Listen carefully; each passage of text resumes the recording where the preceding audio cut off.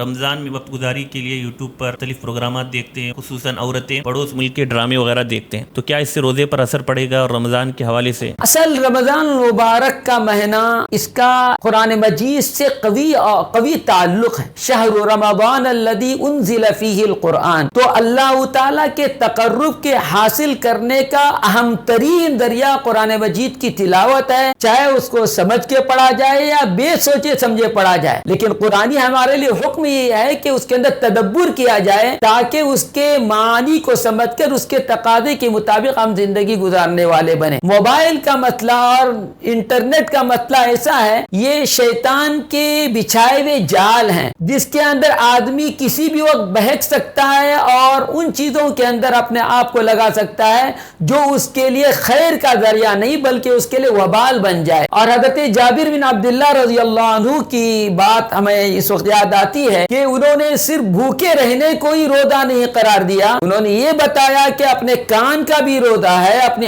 آنکھوں کا بھی روزہ ہے، اپنے منہ کا بھی روزہ ہے، لہذا کوشش اس بات کی ہو ہمارے روزے کے اندر تمام اعضاء شریک ہوں اور کسی بھی عضو سے کوئی ایسا عمل صادر نہ ہو جو ہمارے لیے زحمت بن جائے اور اللہ تعالیٰ کے یہاں مواخذے کا سبب ہو۔